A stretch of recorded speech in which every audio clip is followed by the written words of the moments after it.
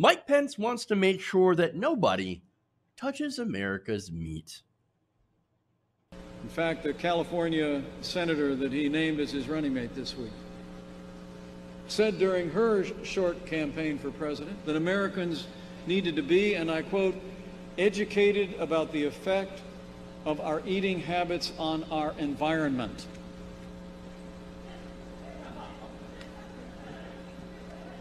Senator Kamala Harris said she would change the dietary guidelines of this country to reduce the amount of red meat Americans can eat. Well, I've got some red meat for you.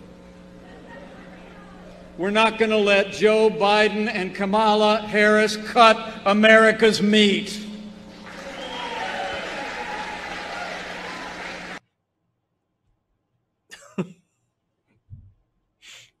All right. Okay. All right. I've got a lot to say about this. I'm a child. Okay. Let's get this out of the way. I am very sure Mother will not allow Mike Pence to let Kamala Harris get near his meat. Okay. That's not something Mother would approve of. I'm just saying. Wouldn't happen. And so let me just add. I like my meat tight. Okay. Anyway, let's get to a serious point, right? Because this is ridiculous. Now, look, Mike Pence, or like I like to call him, Mike Pounds. Okay. Anyway, had to get that out of the way too. He was referring to comments made by Kamala Harris back during the debates. And so this was it wasn't debates. It was a climate change panel back in 2019. And I'm showing this to you because I want you to get some context, because what Mike Pence said was wrong. Oh, I know, like, shocker, Mike Pence said something that's dishonest, right? So let me give you her words, and we'll do a little comparison. Take a look. As a nation, we actually have to have a real priority at the highest level of government around what we eat and in terms of healthy eating, because we have a problem in America. And we can talk about all that we are now, the subject of this conversation. We can talk about the amount of sugar in everything. We can talk about soda. We can go on and on. So the answer is yes. But I'll also say this. The balance that we have to strike here, frankly, is about what government can and should do around creating incentives and then banning certain behaviors. I mean, just to be very honest with you, I love cheeseburgers from time to time, right? I mean, I just do. And I think that, but there has to be also what we do in terms of creating incentives that we will eat in a healthy way, that we will encourage moderation, and that we will be educated about the effect of our eating habits on our environment. And we have to do a much better job of that, and the government has to do a much better job of that. All right, so look, what she said, none of that was really all that controversial. But wait, oh my goodness. She said the B word, she said ban, but hold on.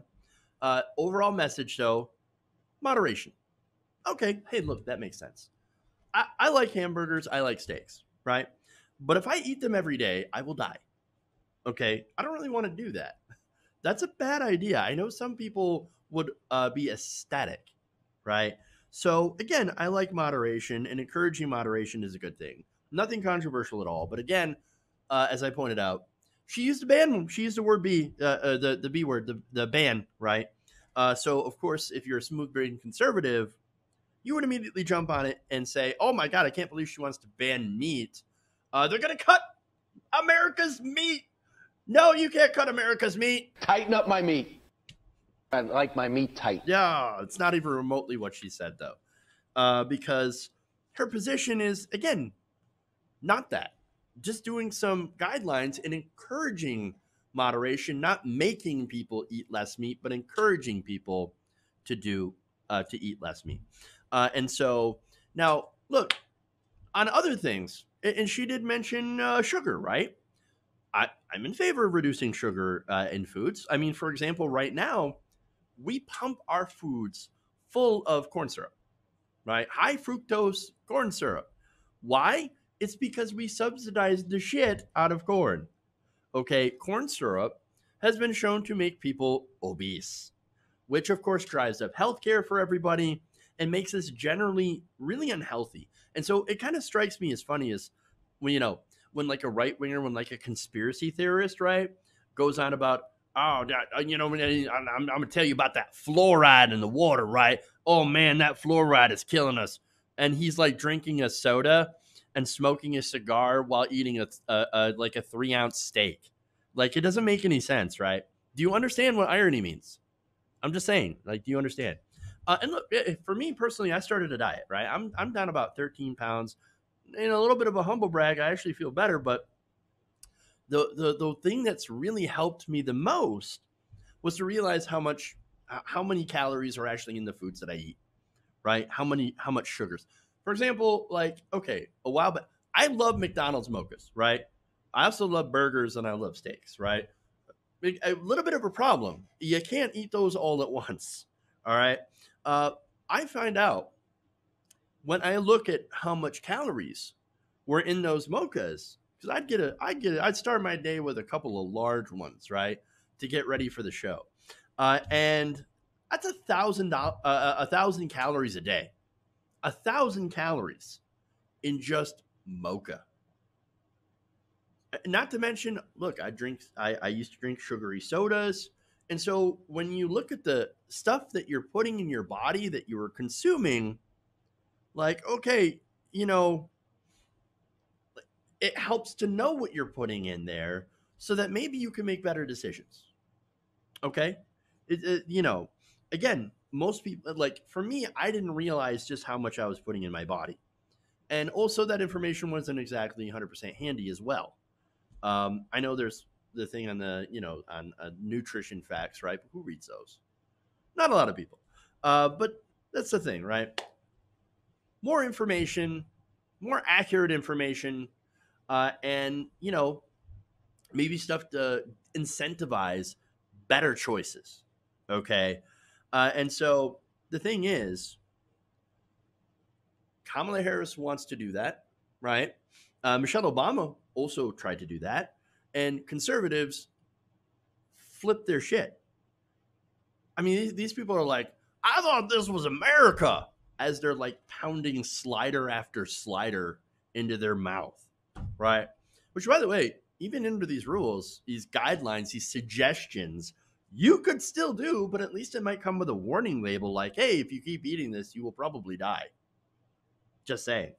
And after all, look, it kind of feels like trying to save people's lives is somehow a bad thing, even if it's conservative lives, right? I mean, especially when you talk about an approach with incentives and disincentives for different foods. I mean, we actually do already have incentives and disincentives, right? For example, I mean, right now, we have an incentive to buy cheap, sugary junk food, right? Cheap, processed, corn heavy, sugar laden food and drinks, right? That's an incentive because of the subsidization of corn. So that isn't a market incentive. And so while you have that cheap processed food that is worse for you and leads to, diabetes and heart problems and health problems down the road and all that stuff, which of course increases healthcare costs. And we're in a market system where, a lot of people can't afford insulin and things like that because it's massively marked up. I mean, all that stuff, right? And so that's prioritized. We have incentives to eat that, but we don't subsidize vegetables. We don't subsidize healthy alternatives, right? And so we end up having higher prices for these, or in some places, food deserts where this stuff isn't available, healthier options. And so people get stuck with the unhealthy subsidized crap. That's a problem. That is a big problem. And so you got to keep that in mind.